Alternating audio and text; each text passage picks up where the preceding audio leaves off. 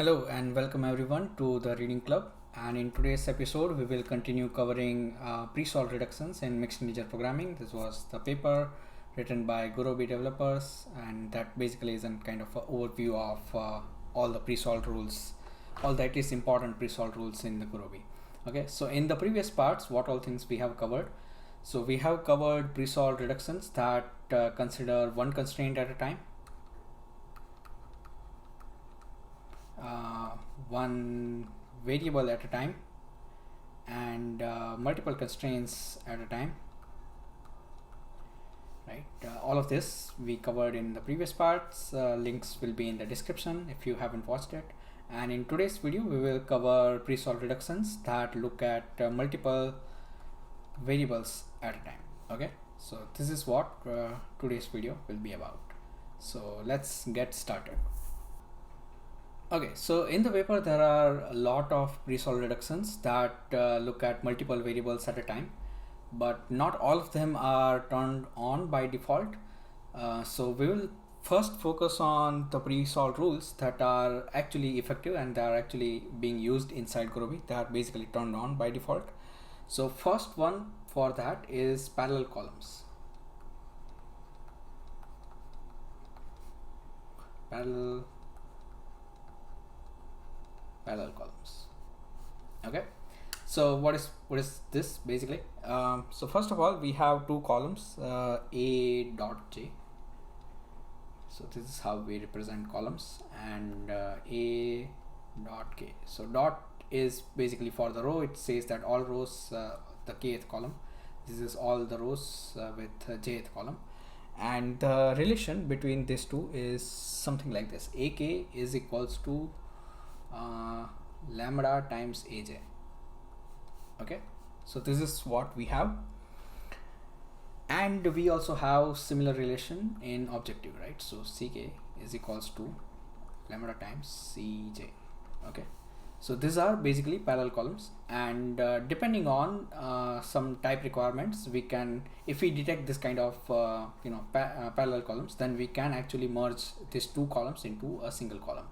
Okay, so how do we do that? So basically we just create a new variable y, let's say, that is equal to so this is xj and xk, right? So in the MIP we can just simply combine. If you just look at them, then you will see this repeating expressions quite often, right? So for example, it will be like 4x1 plus x2 somewhere, 2x2 let's say, and then somewhere down the line it will be 2x1 plus x2 and so on and so forth, right? So there will be multiple expressions which have this kind of proportional coefficients, right? So that's why we can just simply put them into a single variable, this entire expression. Okay, so in this case it will basically translate to xj plus lambda times xk, right? So this is what we have. So in this case you can say that this is x2 is half of x1, or x1 is twice of x2, depending on which one you call it, j and k, and then you can basically decide the value of lambda, and then you can just plug it into this expression. Here it will be basically like x1 plus 2x2 or something like that. No, actually 2x1 plus x2 will be that kind of an expression here. Okay, so that's parallel columns. Then like once we merge them, we need to decide about the lower bound of y and upper bound of y, and this is not super hard, right? So it is just simply like you can just say that it's lower bound of j plus lower bound of k, lambda times lower bound of k. So this assumes that lambda is greater than 0. If lambda is less than 0, then this will be an upper bound on k, right? And similar story for the upper bound, right? So it is uj plus lambda times uk, if this is for lambda greater than 0. If lambda is less than 0, then this lower and upper bound will switch places. Okay, so we have lower bound, upper bound. What about the objective coefficient? It's that is also kind of very simple, like this entire so let's say if this was the objective, right? So if it was something like this, then this is 2 times this entire expression, right? So it is basically the coefficient of this variable, right? So which is, in our case, it will be Cj, right? So coefficient of y will be equal to Cj. So that's simple. You just substitute it, solve it, and then after you solve it, you obviously this is we have to assign the values back to our j and k variables.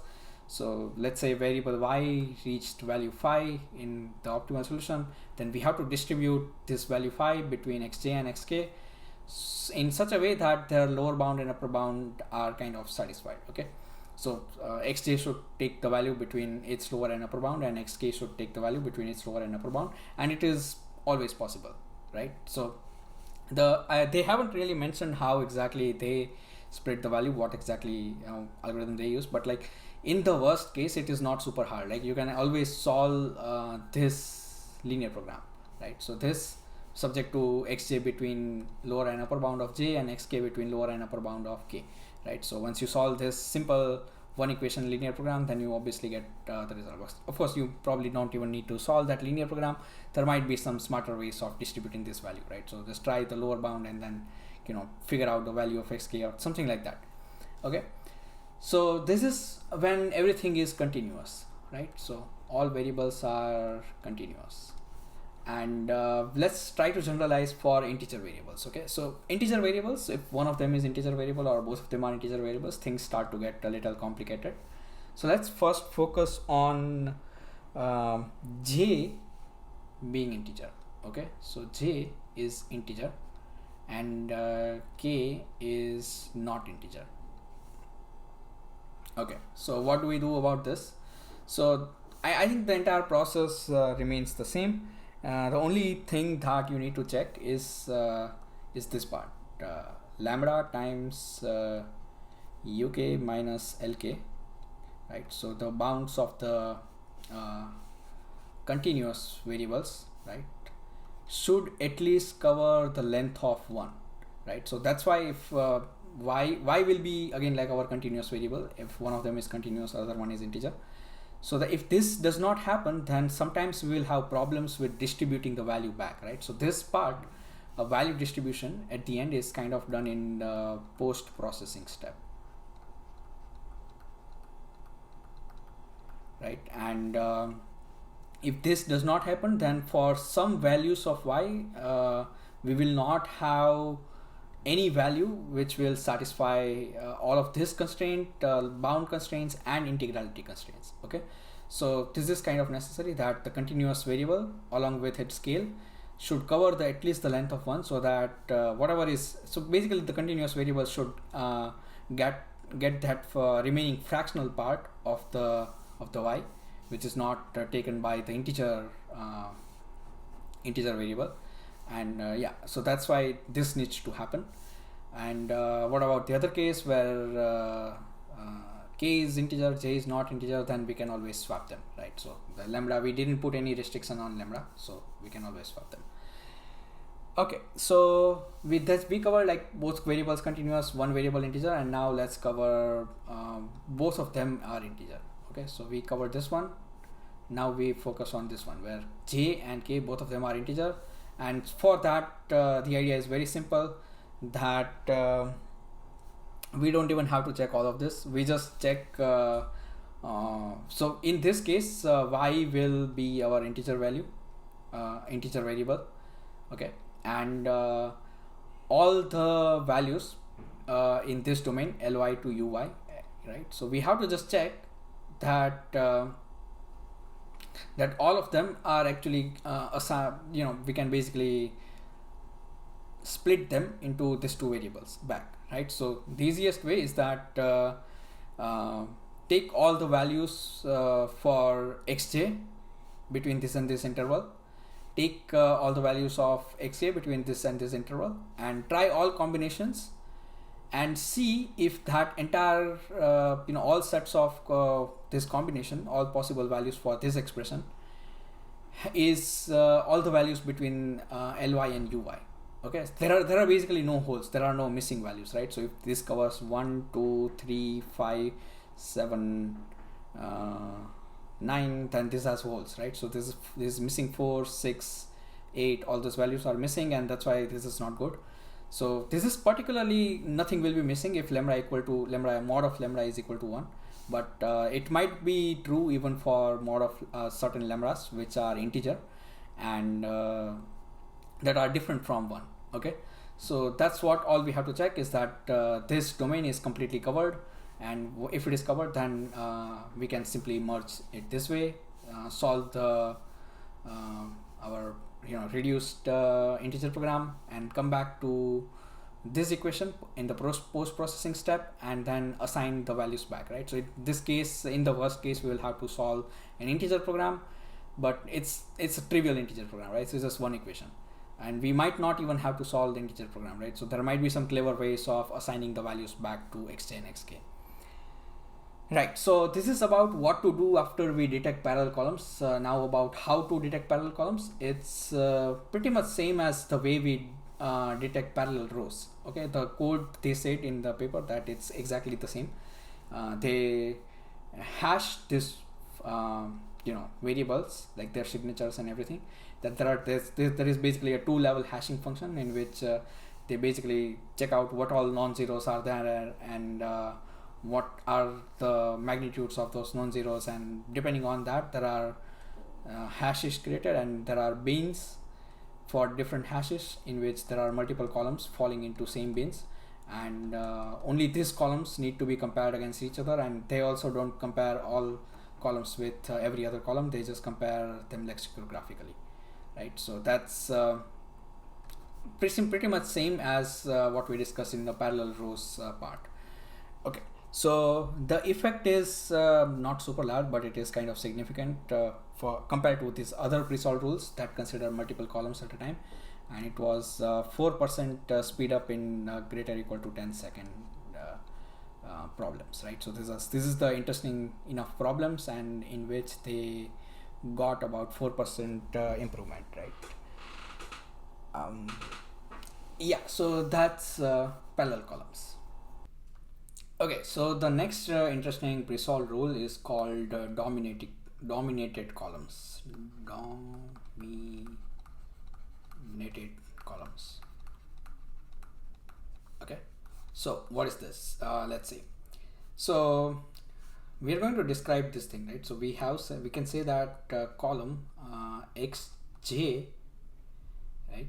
This is the symbol they are using. Xj dominates xk.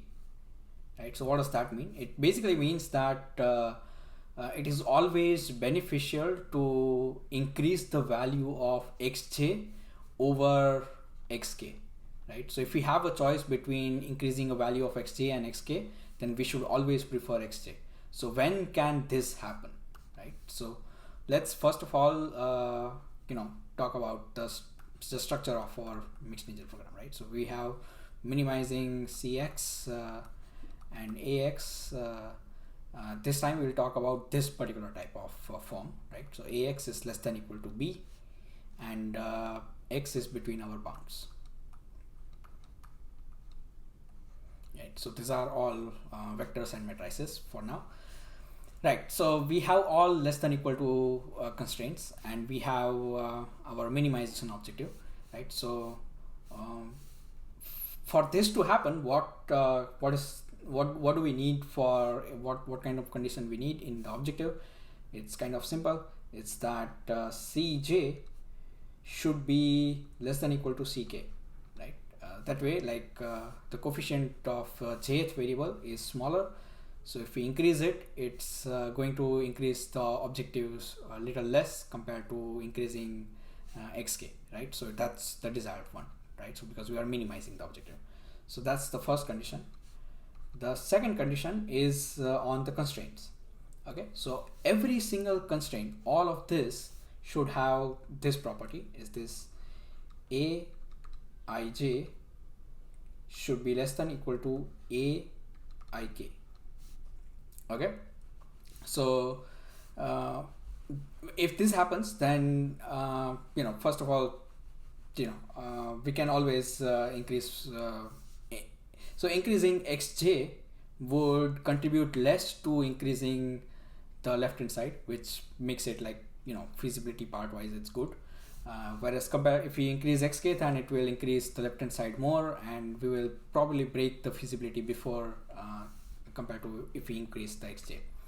Okay, so that's about the feasibility part, right? So again, here also it seems clear that increasing xj is better in terms of feasibility compared to increasing xk.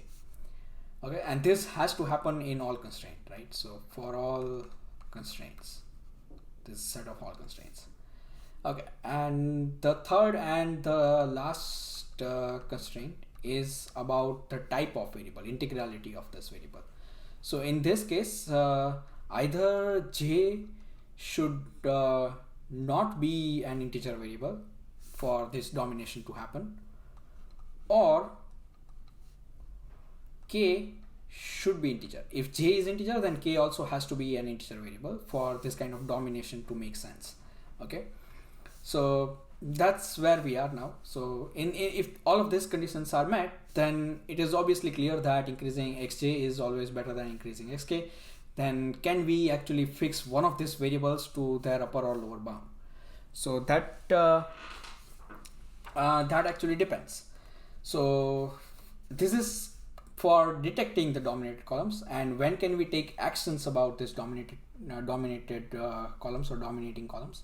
So first, there are basically like 4 different cases in which we can do something about it, right? So first one is basically uj is infinity, upper bound of j is infinity. Okay, and xj is dominating xk, right? So we can always there is no bound on j, how large we can increase, right? So there is absolutely no bound on j, but k has a lower bound, right? So we can always set xk to lk, right?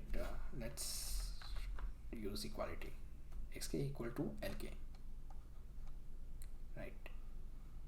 Okay, so if we set xk equal to lk, then whatever is left, we can basically simply put it into xj, because xj has no upper bound. We can just keep whatever is remaining in to satisfy this constraint and to minimize this objective. We can always increase xj to an arbitrary large value because its upper bound is infinity. Okay, and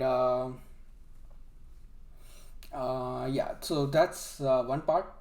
Second is the other case is that if lk is equal to minus infinity, right? So there is no lower bound on how small lk can take. So in this case, we will not fix xk, but instead we can fix xj to its upper bound, right? So we fix xj to its upper bound, and then whatever is needed to satisfy this constraints, we can always reduce the value of xk, because there is no lower bound on xk, right? So its lower bound is minus infinity.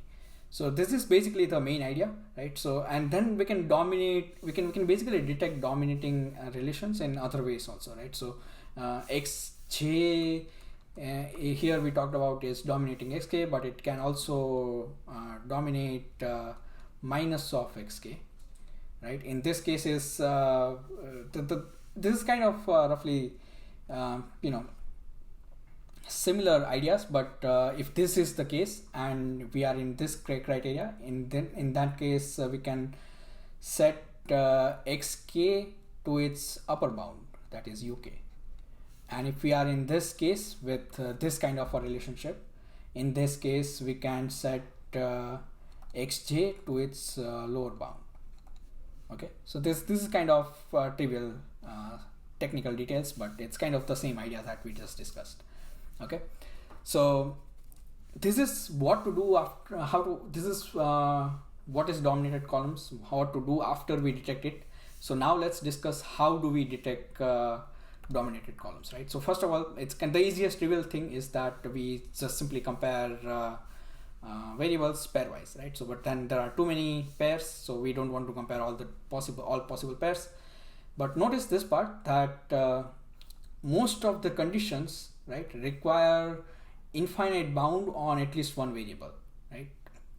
Either infinite upper bound or negative infinite lower bound. So we can basically restrict ourselves to variables that has at least one bound which is infinite. So either the bound have to be infinite or the bounds need to be implied, right? So we discussed the implied bounds when we discussed implied free variables in the single column Presolve rules, right? So that's what we will be using even here. So there are certain bounds which are actually implied by the constraints and bounds of other variables. In that case, we can set the upper or lower bound to plus or minus infinity, right? So in those cases we can consider them, and we only need to restrict our attention to those set of variables which have either the infinite bound or implied bounds. Okay, and it is still kind of super little bit expensive, so they basically did one more trick which is called hashing. So it's not really hashing, it's more like signature kind of a thing, right? So they could create a 32-bit signature for each column, right? So what is this signature? It's basically so it's a 32 different zeros and ones, right? So it's 32-bit, and if let's say for I'm constructing a signature for xj, then if it has ith bit, right, is equal to 1, if the column if xj and ith row aij basically aij, right, is not equal to 0, in that case ith bit is equal to 1. But now we have only 32 bits and too many different constraints, so what we do is that it's for every constraint we set this bit I, which is I is so not exactly I, yeah. So we basically take the mod of 32, right? So mod 32, I mod 32, that bit is set, right? So I might be congruent to B mod 32. In that case we'll set the bit B in this.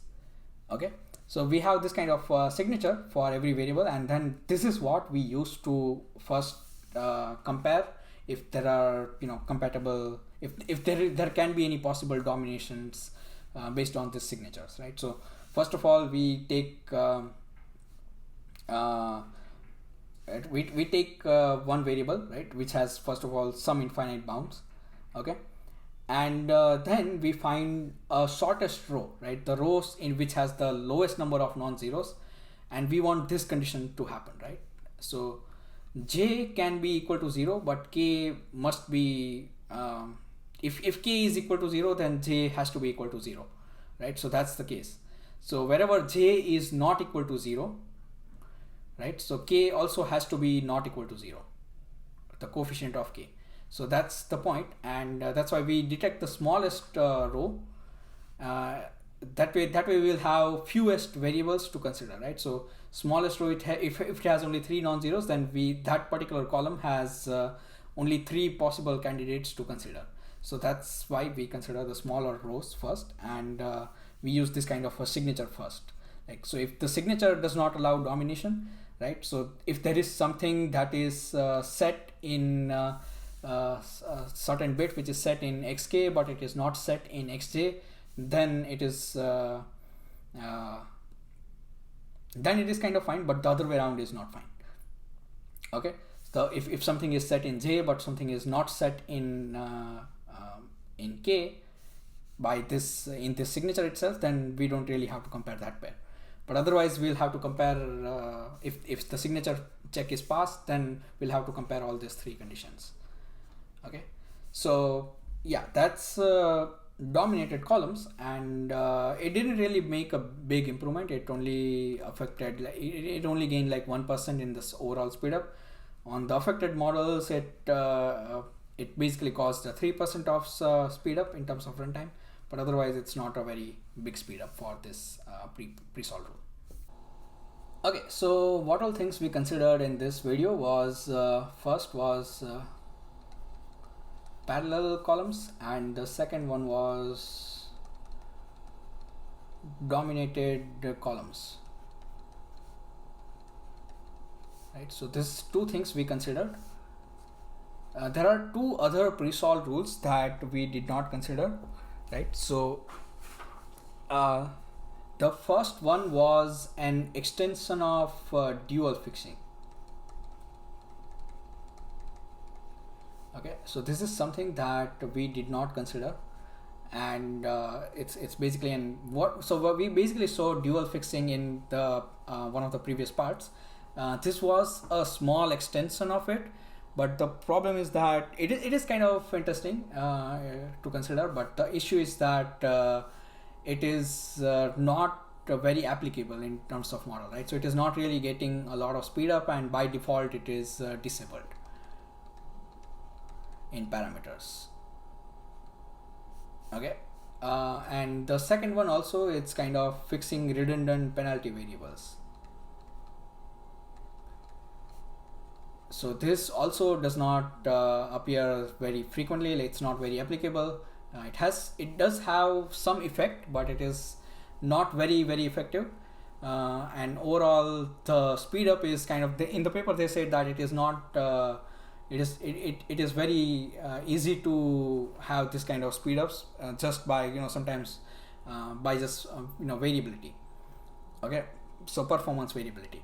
So it is not clear whether enabling this pre-solve rule actually gains anything. So even this one is also disabled, right? So these two pre-solve rules we did not consider, we did not describe in this video, but if you want, you can always check out the paper and read about them.